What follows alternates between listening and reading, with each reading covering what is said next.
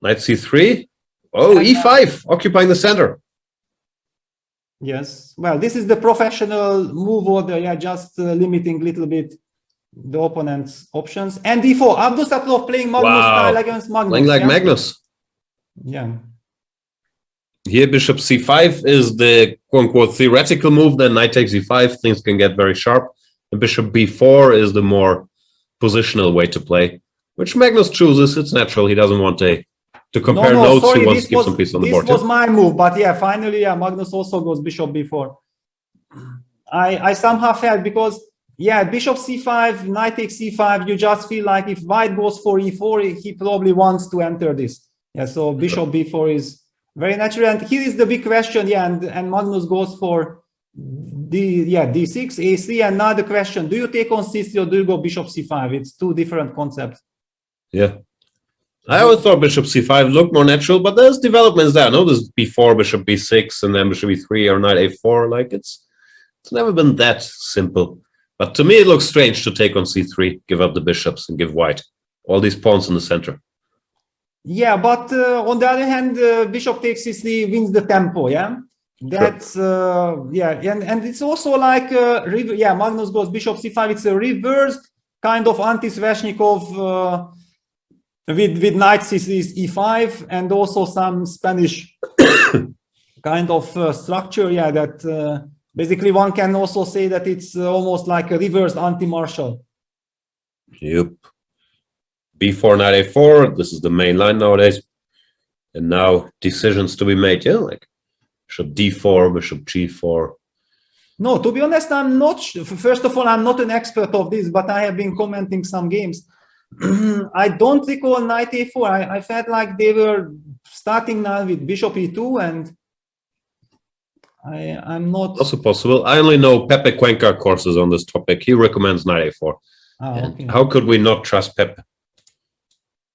Yeah, that's a fair point. But I mean, to me, because I'm not an expert, I don't really understand the position yet. Yes, I know that it's about the d4 square.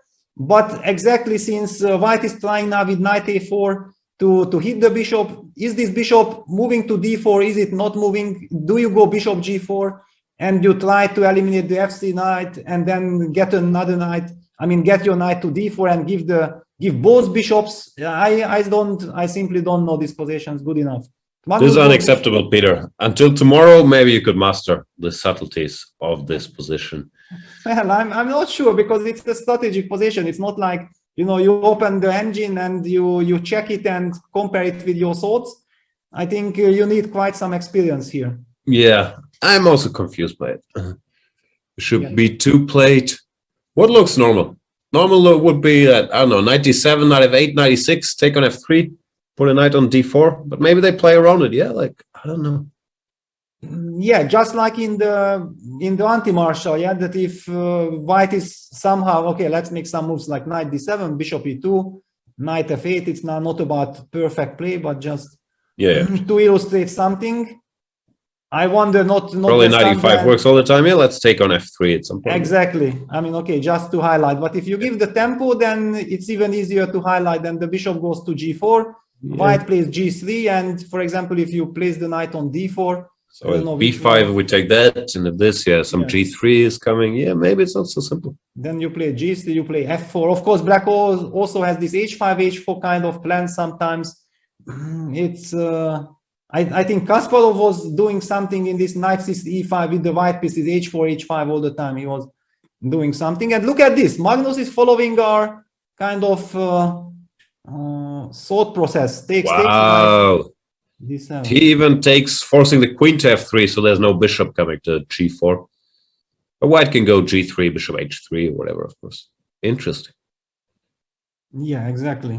And also the big question is, that then with white, do you go h4, g3, bishop h3, or do you play g3, bishop h3 immediately? It brings me back those memories of the Queen's Indian main tabia, with the two bishops, and then they often included h4, bishop h3, sometimes not. Yeah, a lot of lot of finesses, but I have to say I really like the opening choice from Abdusattorov, that he got a stable position. I mean, he definitely don't have to worry about being out prepared. It's about playing chess, and he's playing kind of Magnus style against Magnus. G3. Yeah. But Magnus also playing Magnus style against him. I don't know. It's going to be an interesting game. Shall we have a quick look at the other ones for 2 and 3? To the Carlsen game, I'm looking. Nepomniachtchi, Grishuk looks like it's stabilizing. Nepomniachtchi maybe a little better. Maybe not, actually. So let's see. Magnus shuffling his piece around, and he went for G5, H5. Yeah, this is exactly what I kind of mentioned, that those kind of moves are absolutely normal because the center is closed, and actually black might has some real nice counterplay with H5, H4. Now the move F2, F4 is kind of a very principled move, but also a very risky one, opening up everything. But I would say that maybe it's the most, I mean, definitely the most critical move, if I can do it. Can I go F4? Do it. Yeah, F4 on the board, yeah. Wow. Going F4, takes, and knight D7 probably, yeah. Knight Looks D7 normal. just. And then we try to checkmate. Long castles, put all the rooks on the G file. Well, I don't know. You really want to go long, because then I get this A4, A5 idea. I don't know. Maybe you even want to just keep it closed with knight C5, F6, king D7, and then you are very flexible. It's also an option. I don't know. You're looking for cemento, but we want blood, not cemento. Well, I mean, I feel like, you know, if I cement here, then blood will come automatically, because black actually has positional trumps here with this good knight against this bishop, which is of course not a bad bishop, but still with this D3 vulnerable pawn, I feel like white is risking a little bit more here. Yeah, looks like Magnus in decent shape, but still very sharp position. Yeah, very sharp, absolutely. Maybe we can just very quickly take a look how we reached here, because I think it's very instructive. After G3, Magnus played queen F6, so now we understand why he preferred to take on F3 immediately, wanted to get this tempo. White declines the trade of queens. I'm a bit curious why he declined the trade of queens, actually. Like, not obvious to me why you wouldn't exchange. Yeah, but it's psychological. Yeah, Magnus Carlsen goes for queen F6, basically hinting that he understands the position, that the queen trade would be good for him. I think it's the most natural reaction in a rapid game. In a classical game, you might realize that, oh no, after queen D1, I might actually be risking something. Let's trade. But here you just... I'd be happy with white. Just take H4, bishop H3. I think I'm better. Yeah, in hindsight, I think it could have been a clever choice. Yeah, looks fine. I mean, we like to trade queens, so you don't have to convince me too hardly. I'm joining this conversation. Yeah, just trade the queens. But yeah, queen D1, of course, a very, very principal move. But the point is that bishop G2, I feel like Magnus knew the middle game position better, knowing that he has this counterplay on the king side with G5, stopping F4, because now black couldn't really start with H5, then F4 would have been very strong, using the pin, opening up white's pieces. But yeah, G5 just locks it up, and bishop H3, now H5, and that's how... That was a nice move. Yeah, very nice. So basically this was all fairly logical. Now it's decision time. As we know, Abdusattorov hates to exchange queens. Maybe queen G4, gain a tempo. Queen has to go away. No, but actually he doesn't. I mean, actually he likes to... I mean, he's a very nice endgame player. So by general grants, on general grants, it's not that obvious that Abdusattorov doesn't want to trade. But queen G4 on the board, yeah, Magnus insists. Magnus insists with... with the queen trade. Okay, queen G4. Okay, if your opponent wants to trade, here we go, queen G4. Yes, it's very natural to decline it and go queen D2, but yeah, Don't know what to say. But it's the very first game that Magnus is a little bit behind on the clock. Yeah, that's one of the things, because Magnus was talking about that he is by far not that satisfied with his quality of play. He has played much better. Of course, he's very happy about the result and he's using his chances. What I feel that, yes, really his play haven't been that impressive. We know that he's capable of more, but he has been super practical. I mean, he has always kept the clock under control. He was always up on the clock. And actually, I think those chances were also coming because of this, yeah, that he was putting pressure on the clock quite a lot. Yeah, I agree. And because he used to have this habit, I'm not sure if it's good or bad, but in the early middle game, especially in this Champions Chess Tour, yeah, it means that he definitely does not want to trade on g4, because yeah, you don't want to allow h-g4 structure. Then black's rook is very strong, and white structure might collapse. So he keeps the control and kind of indicates that, okay, please decide where, yeah, and Magnus goes long castle, so white will have a clear a4, a5, but there is the g5 coming, so white will have to pay attention to any kind of rook h8 or rook dg8 business. And it's a big question how much this a4, a5 does, because black's knight will land on c5 anyway. And yeah, it looks that it should be better for black, but of course, very sharp. Double H stuff. Maybe this is our chance to move to the Hikaru game, just to see what happens there, because let's do it. Actually, Bishop d2 played, and yeah, no g6. Rook d8. But look at this. Now the clock situation turned completely. Alireza is down to 5 minutes. Hikaru up on the clock. Knight db8. Some fancy stuff there. Yes. Trying to stop bishop takes c6. Yeah, also now this is kind of a threat probably. So white needs to move the bishop. But okay, in this regard, not much has changed, yeah, because the knight on h5 keeps on provoking things.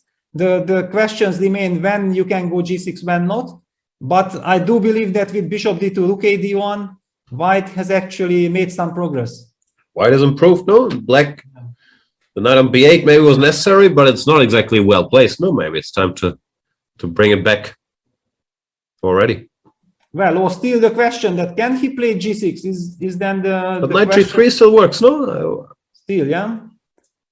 Because now also if I take on d4, now you can go knight e4. The bishop knight e4 with tempo, it looks nice at least. No, I haven't calculated, but like it looks pleasant. Okay, but maybe I mean knight e4. I just think here Hikaru needs time. Well, actually, some very important strategical decision happened.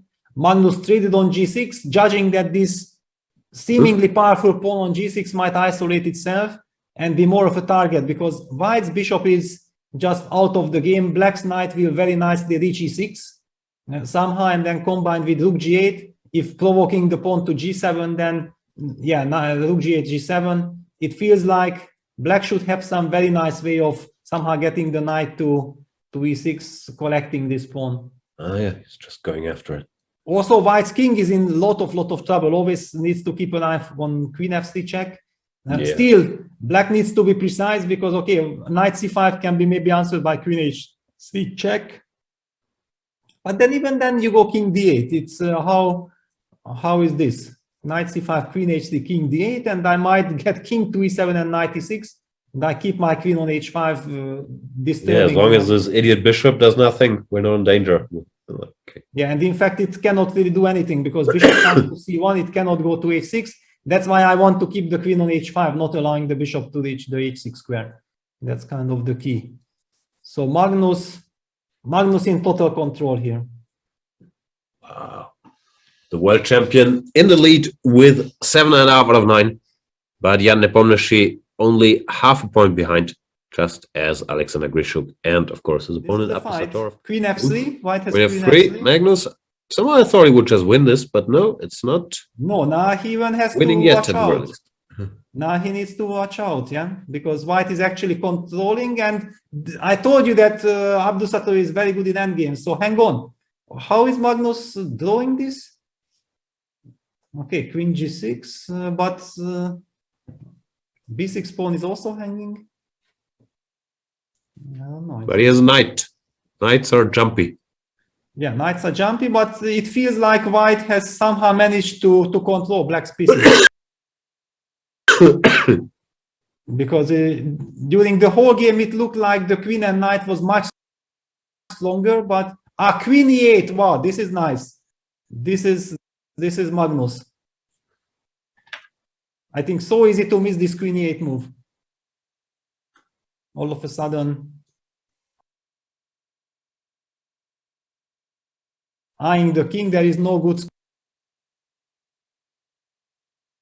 square. King f1 runs into a fork with knight d2. I mean,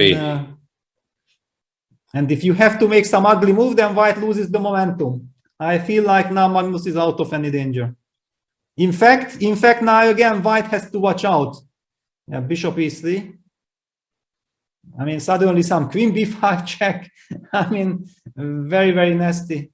If black wants to draw, he can take on h5, but I think Magnus doesn't want one, no? Yeah, no, of course, yeah. I mean, after he moved queen g6, I think he was happy with the draw, but after h5, queen 8, he feels that some tricks. Yeah, queen h5, knight g3 check, draws on the spot. Draw. And also queen b5 check, I feel that it should be some kind of a perpetual.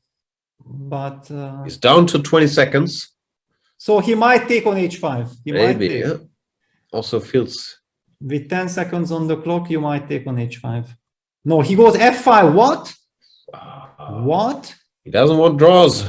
f5, h6. He's letting this h-pawn live. I mean, he's taking immense risk. I don't know. Queen e5. Because you can't really expect to mate white's king with the bishop on e3 covering all the squares, and the pawn will never be lost. King f1. It's a nice bishop, no? Covering the king and the h6 pawn. Like, all of a sudden, this stupid bishop from b2 found a great job. Yeah, trying to run king g2. Magnus is going for Tripolitos. Yeah, he might be paying a high price for this. He might be paying a high price. Draw price. You think so, yeah? I think it's still within the realm of drawishness. Knight g5, for example. Yeah, probably knight g5. But okay, I mean, before he could have taken the draw, and now he has to. But yeah, he's drawing it just enough. He's comfortable. He's still trying to win.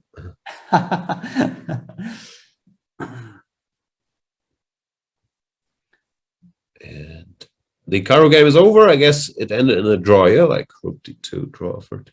No, I mean, it's still in the running game section, but maybe it ended in a draw. So Tira says it ended, so. It ended, yeah.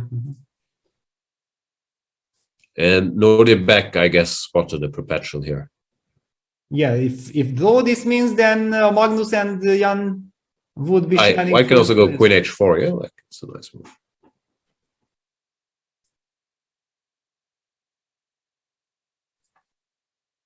Yeah, okay, this is now clearly a draw. I mean, white can also just play queen h4. There is no need to give perpetual. You can just force. Yeah, okay, but queen c3. Logical. And then put the queen on g7 and force the opponent to give as many checks as he can. But hang on, if I go queen g7, can I try to hide with my king? It might be, you know, I can, if I get behind the f pawn. Yeah, queen g7 on the board. I feel on the body language of our Nodirbek, you know, I know him. I have played against him. I mean, he feels that he can play. He feels that he can play. This is sharp. Well, Magnus doesn't look thrilled about this winning. Yeah, because suddenly he thought the game was over. Now he has to f5 might help white try to hide his king behind. Of course, it's the h pawn. It should be always a draw, but at least with there is some tension. There is some tension. I mean, Abdusattorov made sure that it's Magnus who needs to look for perpetual. Yeah, f4 played. Let's just go. Well, so difficult. Yeah, these queen end games with few seconds on the clock are insane. Okay, also no chance to calculate stuff here. You just have to trust your hand. Yeah. I mean, now, yeah, queen d7 check. You have to move the queen because with queen on g7, it's always perpetual. Yeah, the king can't. Yeah, the king Just can't escape, but this is very tricky. This is very tricky, and the problem is that, I mean, now it's all about perpetual check. Yeah, just one long check, and no matter if you are Magnus or not, you end up losing. It's not about feeling or not about your great skills. That's why I think Magnus is now also really nervous. You could also lose on time, yeah, in such a position where you're calculating. And look at this. Engine bar says that's it. It's over. It's finished. Some good check, but okay. I mean, you are not a computer. King g4. I felt like, you know, when computers show something like this, that maybe queen d1 check was the check that brings something, but it's just impossible to tell. F3. Magnus tries to get rid of this pawn to have more checks.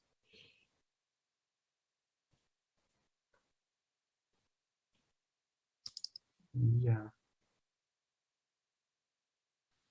Wow, he's paying a price for pushing a little hard. Yeah, I mean, I was completely shocked because if you have 1 minute on the clock, then okay, you can, but it was a very impulsive decision. And actually, white king might try to go to a6, try to hide there behind that b5 pawn. But no.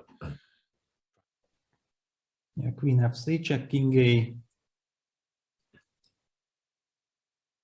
a7, queen f2, queen b6. F2, I still have the same mechanism, no? Like, still the same, yeah. Yeah, Magnus, how happy that he got rid of this f pawn, yeah? Yeah. Just very, very happy to get rid of this. Ah, there's queen f6, queen b6. We don't have checks, no? That's true, that's true. But on the other hand, you have no, the queen takes b5, queen a5 is instead. Yeah, hang on. Then what you do? Not over yet. What you do? Queen a8, king b6. Ah, that's a check. Yes, King no, b6, that's a check. Yeah, then queen h8.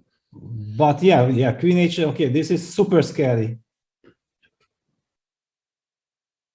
Maybe good enough, but super scary. Oof. Aren't you in Zugzwang after king b7? Do you start pushing b4 or it's too risky? Start running, no? B4? You can, yeah. Probably you No, can. I guess. You have to, yeah. You can or not, you have to, yeah. Queen c2 check.